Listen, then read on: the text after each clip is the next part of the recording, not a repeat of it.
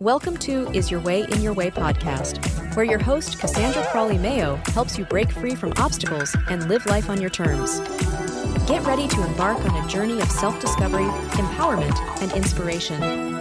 Tune in as we dive into captivating conversations with experts and explore topics that will ignite your passion and drive. Are you ready to unlock your full potential? Let's dive in.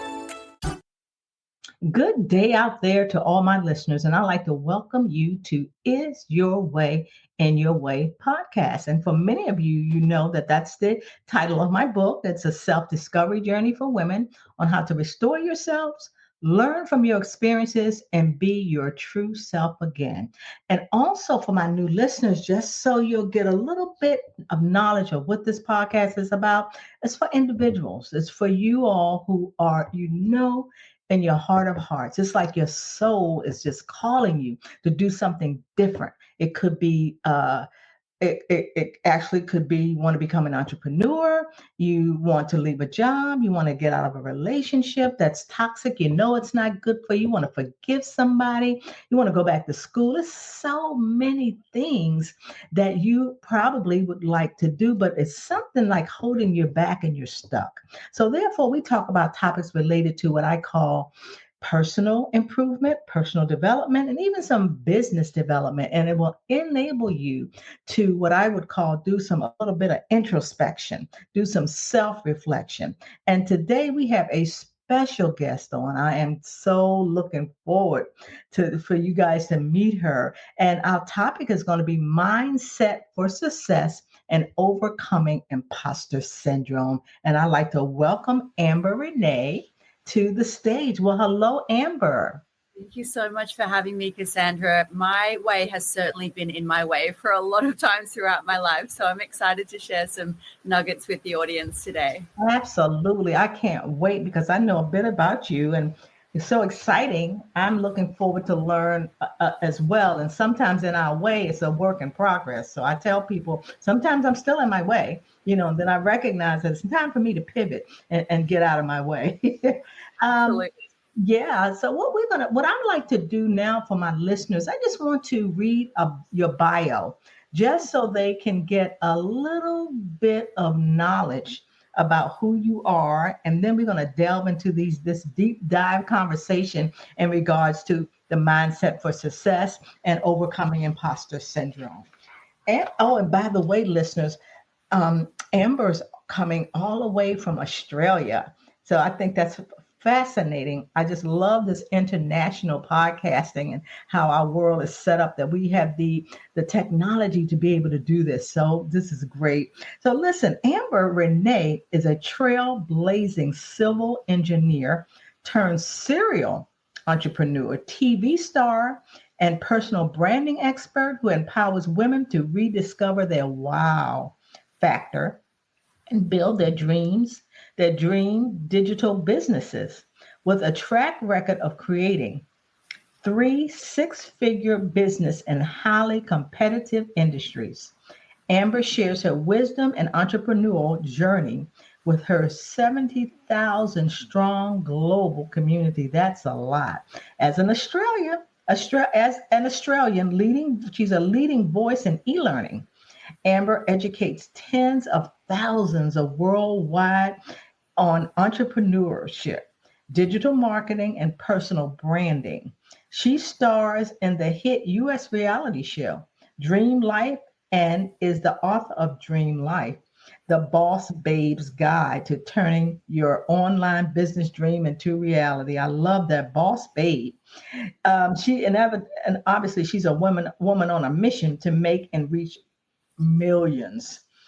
Her passion and expertise makes her a must listen for anyone ready to transform their life and business. So my listeners, you are in the right place because I know many of you all want to transform your life and you want to start your business and just a whole gamut of things.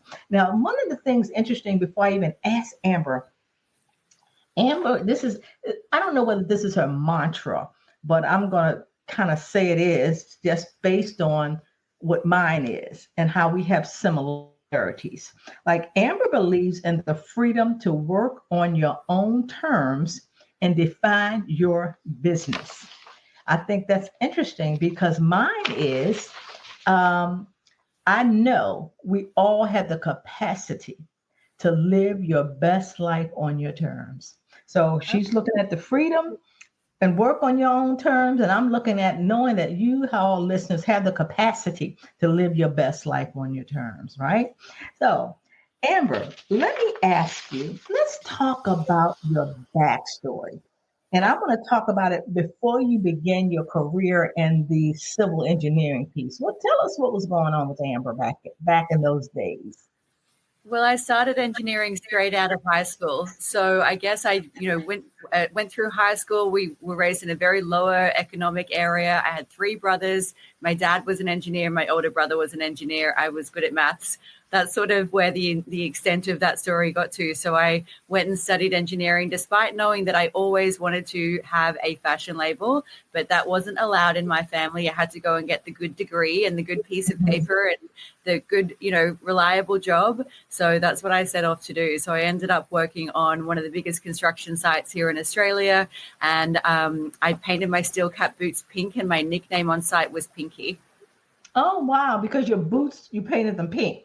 Is that it? On the work site. Isn't that interesting? I also noticed that you said you came from humble beginnings. And when you say that, you talked about that. Did you have like a sewing machine? Did you start because fashion was your thing? Is that it? So my mom taught me to sew ever since I was a little kid. I can always remember that I always knew how to sew. And even at high school, I used to make shirts for my friends and sell them for like $5 to all my friends. So we all had matching shirts that I had made. So I guess I was a bit of a hustler even way back then. Yeah, an entrepreneur for sure. Right. Yeah. So like you indicated, your dream, so to speak, was always in fashion. Mm-hmm. Right. So you pivoted you knew that it was something about what you were currently doing wasn't working for you. Yeah. So tell us about that pivot. What happened? From the engineering to the fashion? Yeah. Because that's when you left engineering, right? And then when you left that, you went right into fashion. Is that correct? That's right. Correct. Yeah. So I quit my engineering job.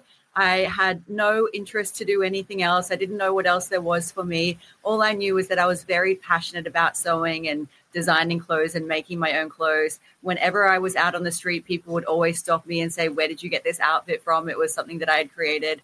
And back then, it wasn't cool to be an entrepreneur. And it wasn't even called entrepreneurship. It was called running a small business. And people used to look down on you.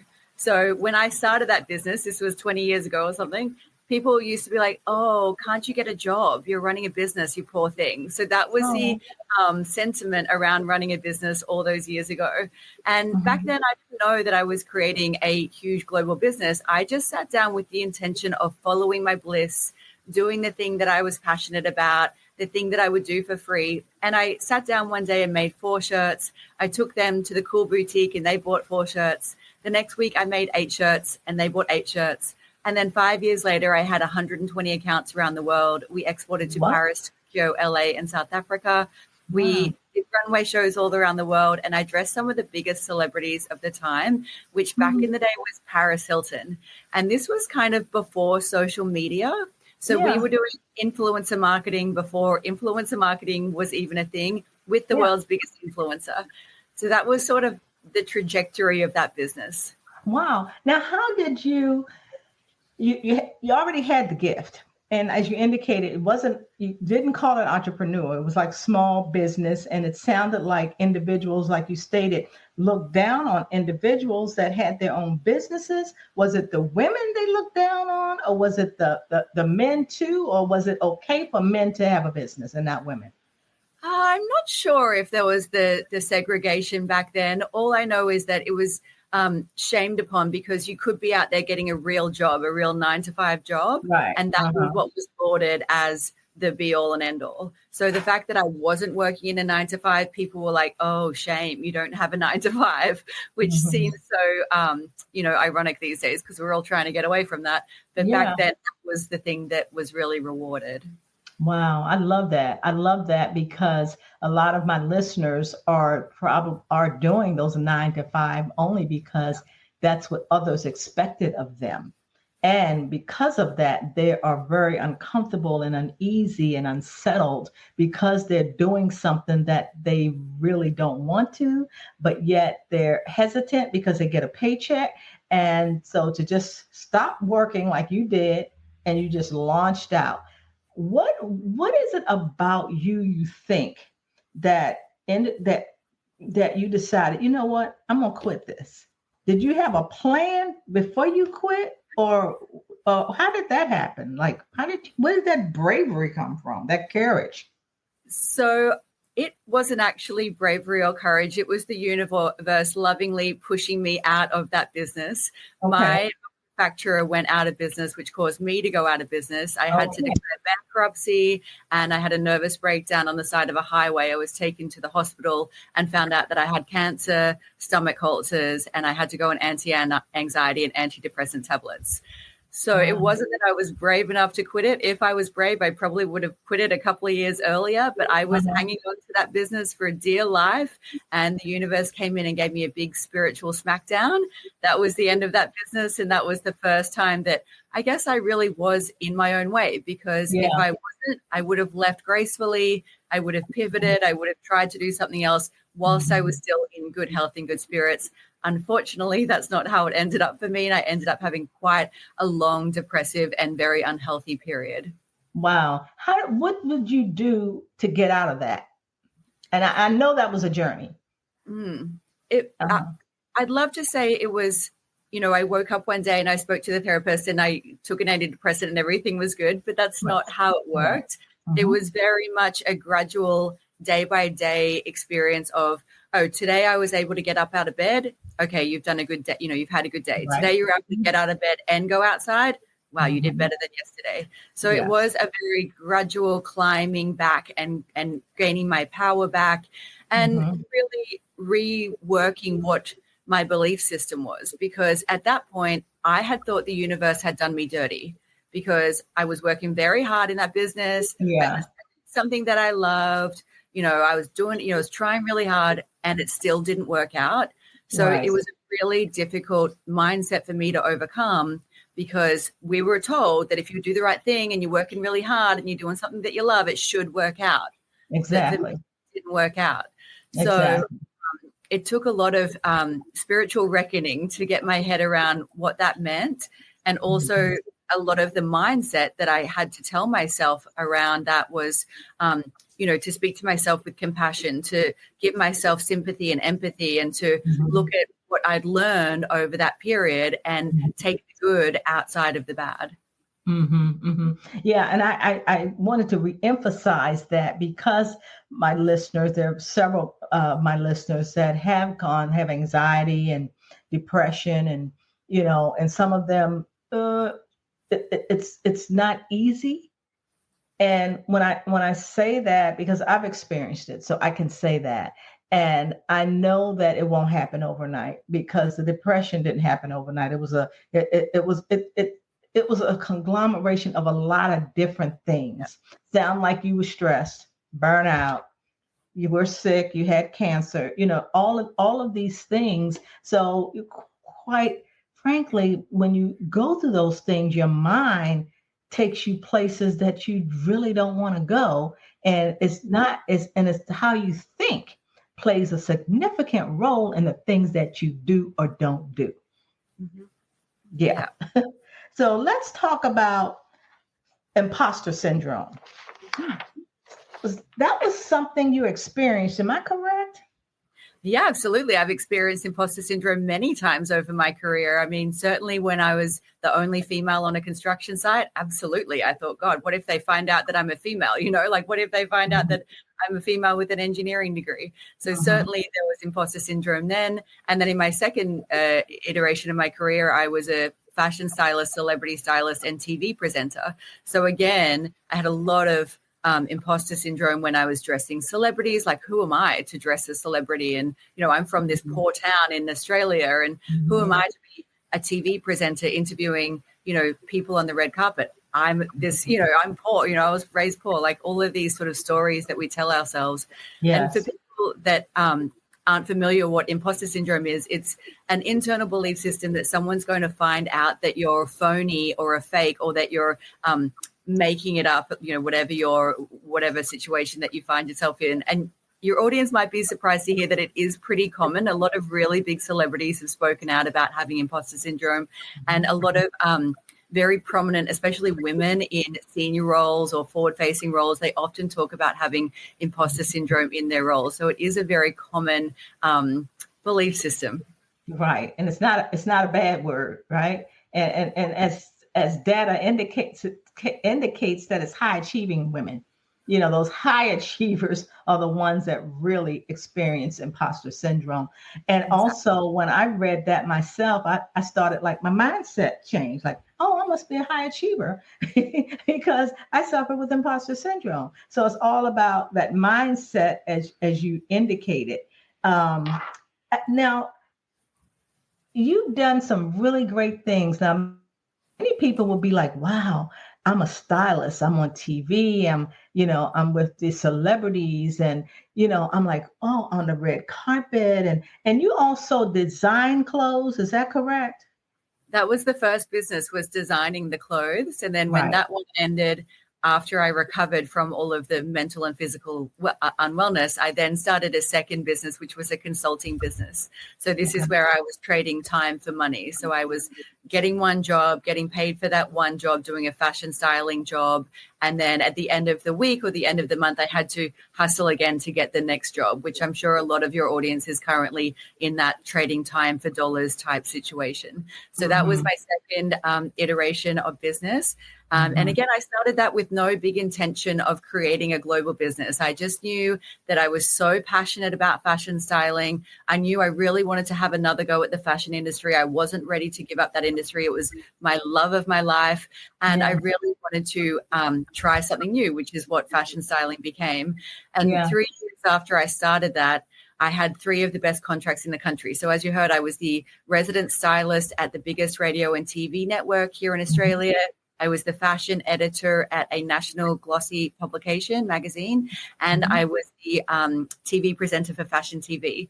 So it was really a way, what I learned through that is the power of personal branding and how I position myself to be an authority and to be seen as someone who should be landing these sort of, big level roles. But at what point did you discover there was more? It was more for you in life, like, because that sounds like an ideal.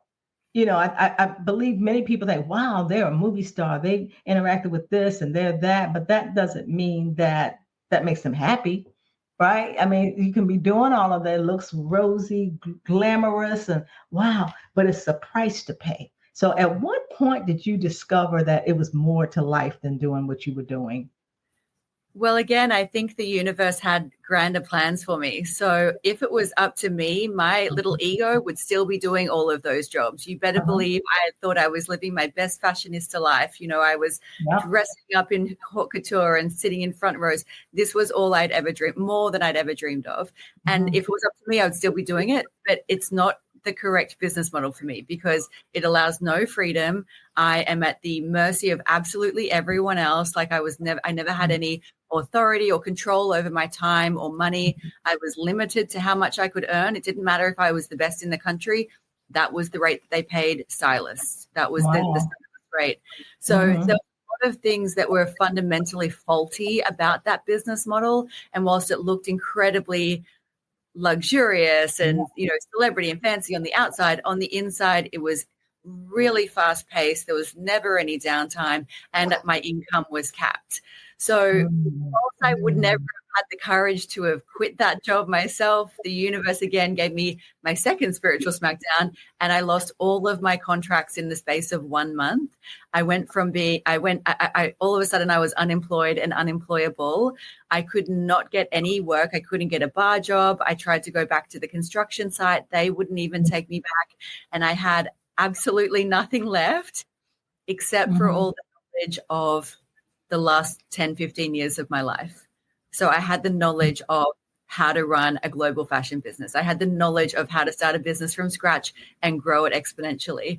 And so this was back in 2015. And my brother at the time said, you need to teach an online business, an online course. And so back then, no one knew what online courses were. I used to have to explain to people, you're going to study it on your phone and you'll log in on your laptop, that kind of thing. And I taught the world's first online fashion styling course. And so when I transferred my knowledge into a product that could make money over and over again, that is when I experienced the real freedom and the real, what I now think of as my dream life. And it really took me a lot to finally get there. Wow. So now you are doing like the e-learning. I mean, you have a lot of programs, you have a lot of courses. When you talked about the universe, you talk about the universe and many times, and I say God, so I'm not here to encourage or inspire anyone, in regards to beliefs of that nature. It's just that's what I call God, or God winked the things that happened to you. And you said, but the universe, and then all of a sudden you lost everything. It sounds like everything. Yeah. And you bounced back. How long did it take you to bounce back? And another thing you said, let me go to this. You prioritize self-love as fundamental for building confidence. Did you always have self-love? When did the self-love come in?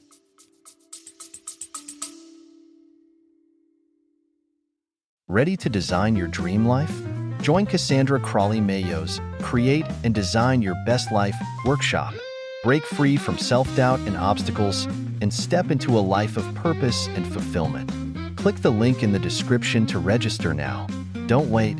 Spaces are limited. Start living your best life today. I had thought that I had generally pretty good self-esteem, self-love, self-worth. And I still remember the moment when I realized I was completely lying to myself. I was looking at myself, my own reflection in the mirror, and I realized that not only did I not like myself, I absolutely hated everything about the reflection. And this was later in life. This was in my 30s. By then, I'd done a decade of healing and therapy and trauma work and, working on all of my relationships. And it was really quite a devastating moment to realize, like, oh my gosh, I'm out here trying to, inspire other women, yet fundamentally, I don't even like my own reflection. So in order to get from that step to the point where I was then able to really love myself, I took, again, very small incremental rewirings of my brain and rewired all the negative programming and the negative belief system that it took for me to have that sort of really powerful, hateful response to myself. So I can share one of the tools that I still use to this day if you think you're great. So we all have these subconscious thoughts that are going on in our brain constantly. They run the show. Often the times we're not even aware of them. They're so subtle that we don't even really pick them up. So I got to a place where if I still my mind enough, I can listen to the negative thoughts that are going on in my brain. When that happens, I get out a pen and paper and I make a piece of paper with 2 columns. The left column, I write down all of the negative beliefs, whatever they are about every aspect of my life. And then the positive column, I reframe those beliefs to be positive. So let's say the left-hand column says, I don't like your body at the moment. The right-hand column would say, your body is strong and healthy and is getting you through every day. So I reframe each of those beliefs. Then I get out my voice memos app on my phone and I record all of the positive beliefs in a voice memo. And then I put that voice memo on in low volume whenever I'm doing any menial task like cleaning, walking, pottering around the house. And that way I'm literally reprogramming the thoughts in my head with positive reframes of my own voice.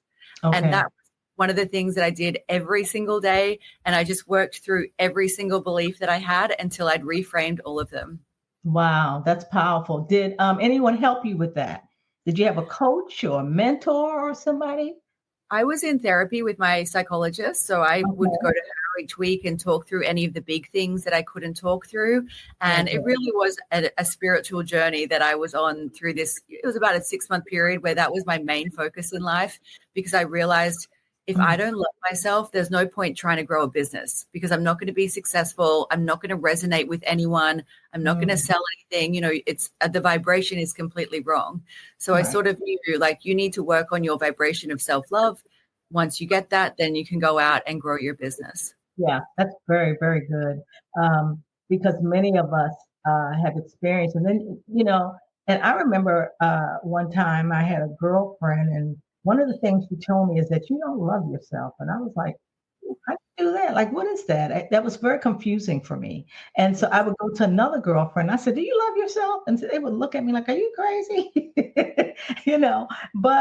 And I realized I didn't, because it's just like somebody you love, your partner, your children, you would not talk to them like you talk to yourself. You know what I mean? You wouldn't say those negative things to them because you care for them. You don't want to hurt them. But for ourselves, we're like, oh my God, here I go again. I'm not good enough. My worth, myself, I don't look good enough. I don't have this, that. So I love that, how you change the narrative and how important it is. And for my listeners, think about, do you love yourself?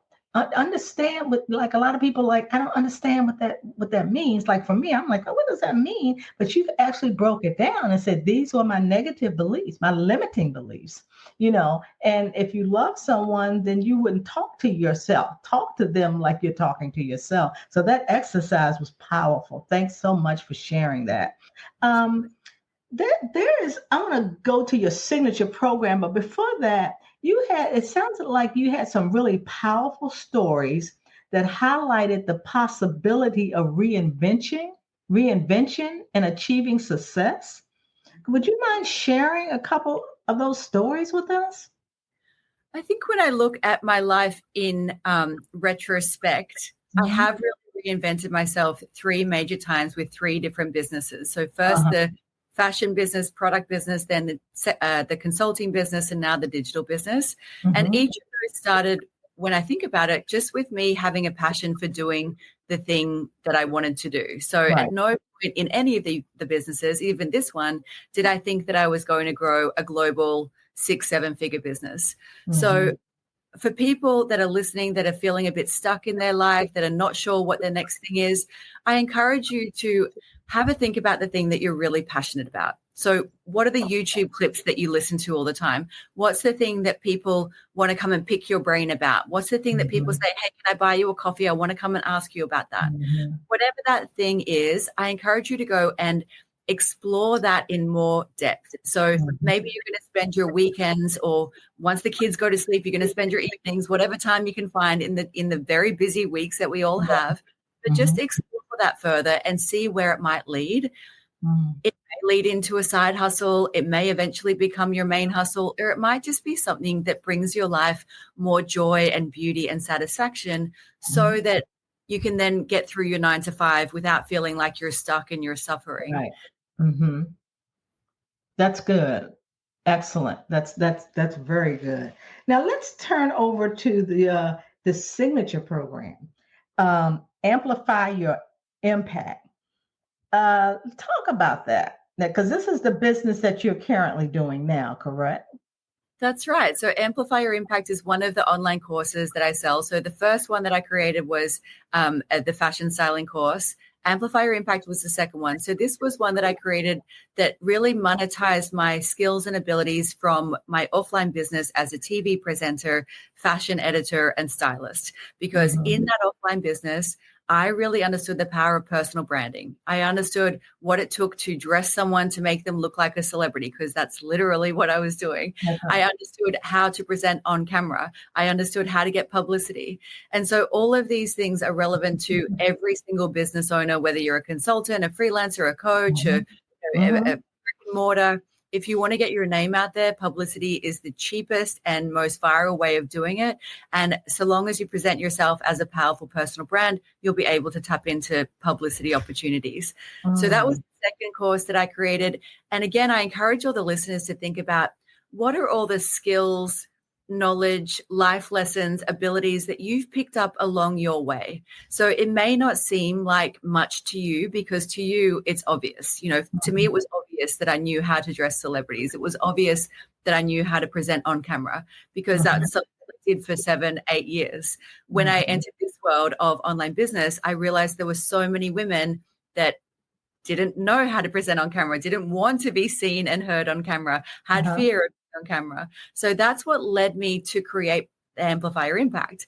So anyone who's listening, have a think about, maybe jot down all the little lessons and knowledge and life lessons that you've learned over your years that could potentially be helpful to someone else who's 1 or 2 steps behind you in the game. Let's talk to us about utilizing the power of wow. Tell us about that. The power of wow is sort of the epitome of that online course. So it talks about personal branding, presentation, and publicity. This is what I believe all women have, whether they want to use that to grow a business or whether they want to use that to go into a boardroom and have an important meeting, whether they want to use that to talk to their boss and ask for a raise. There are so many different ways that I really believe in the power of personal branding, showing up as your best self and really having the confidence to go out there and be seen and heard. So when I started this business, I realized there were so many women that I said already that really struggled with putting their hand up, having people notice them, having their voice heard in important situations. So what I really truly believe in is if we are presenting ourselves in a way that makes us feel incredible, makes us feel confident, then we then have the confidence to go out into the world and be seen and heard, which then creates the wow factor in our own lives. And really it comes down to whatever it is, that thing for you that makes you feel great. So for anyone listening, I have a great red lipstick on today.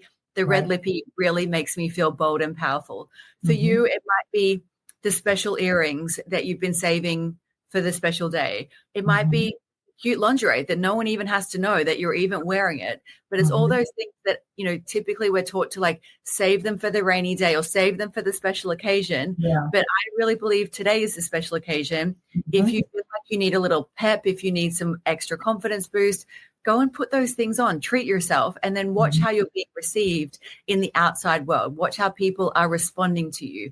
Are they listening to you? Are they giving you more respect? Are they giving you more attention?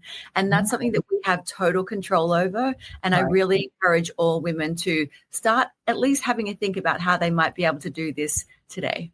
Right. And because of your experiences you've had, you've learned how to, not only do you understand the power of the brand, but you were a stylist and you still are. You probably once a stylist, always a stylist. You kind of understand your clients, what it is that they are looking for, what it is that they want the world to see. As you indicated, you're wearing the red, and the red to me was always a power color. And you called it the bold color, or black is business, or So the colors mean something.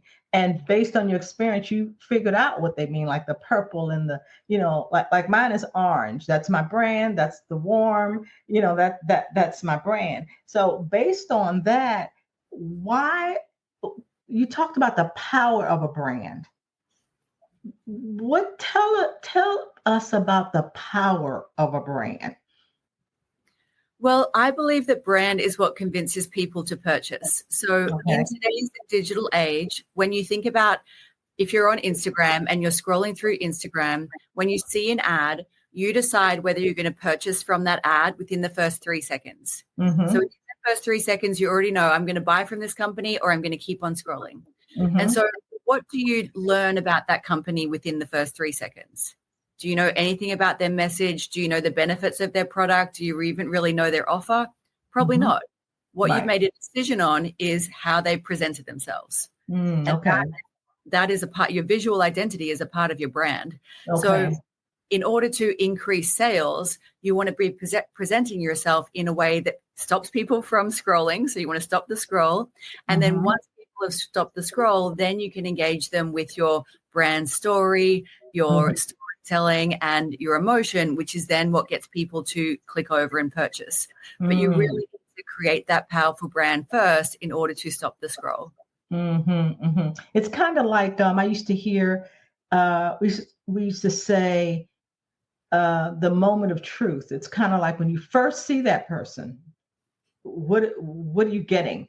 You can kind of figure it out like in the first. For me, it was like three seconds. There's an author by the name of Malcolm Gladwell, Right. and and he used to talk about you would know a person. You can go into their home and know what's going on. It's just that second. I can't remember the name of the book. I've read all his books. I don't know why I can't at the moment. But so you're right. What is it about that brand that's drawing you? Yeah. So that's good. Now, I want you to couple things. I would love for you to empower or talk to my listeners about boss babe potential.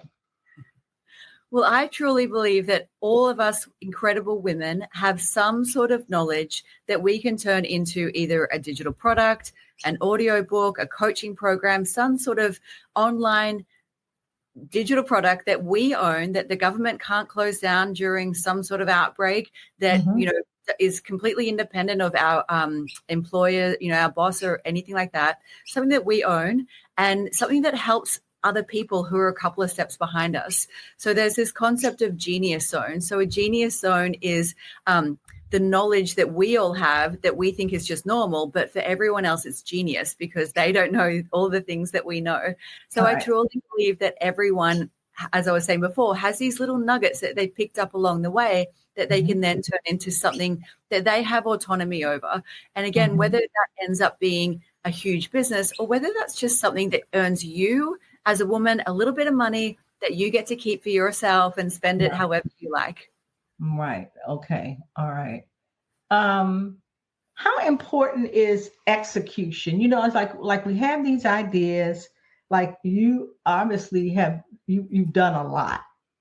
And you dealt with imposter syndrome, and then you at one time you questioned whether, I don't know whether you were worthy, but will I be successful or all of this? But yet I always tell my listeners and even my clients, you have to take action. You got to do something. You don't have to be perfect. Nobody's perfect, but just do something. When I look at your courses, I'm like, wow, you have a lot of courses. You have I was just the e-learning, the entrepreneur journey. You have the ad and, the stylist, and you have all of that. And I also read that, a lot of people are, if you didn't grow up in the digital age, you didn't grow up like that, then it's kind of difficult. But in your course, you say, I make it simple, and that's something that people, I don't think they fear it or they're skittish about it because that's not something that comes natural for them. So what advice would you give someone? Because right now you have to do digital. You got to be online. I mean, you have to promote yourself.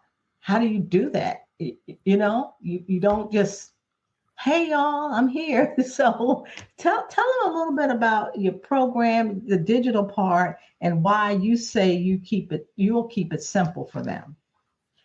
So in today's day and age, so we're recording this in 2024, it's so much easier to create an online business than when I started in 2015. So my first digital product was Frankenstein. I had this website with like 24 different plugins. It cost me thousands of dollars to build.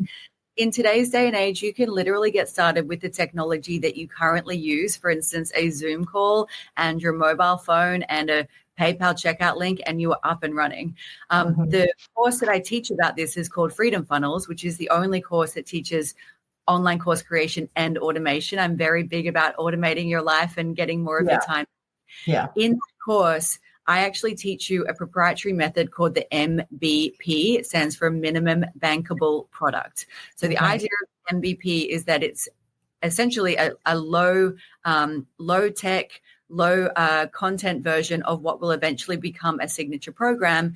And we do it at the tech that we use already. So our Zoom calls, anything like that, we promote it on our existing networks through our WhatsApp channels, through our Facebook group, through our personal friends. And you'll find your initial buyers from there. Everyone has a small group of buyers that are currently sitting around them that will buy their MVP.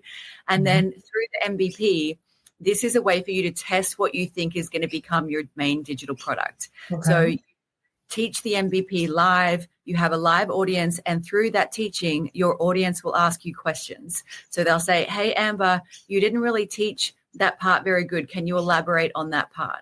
And so this helps you with all of the questions that you currently have about trying to create this big digital program, because the questions that you're currently asking yourself are likely things like, I don't know what to include in it. I don't know how much information they need. So when you show up and teach it live, it answers all of those questions. Plus you get paid for it. So then you have the belief that your knowledge is worthy of earning money, which is a huge mindset block that women have to overcome.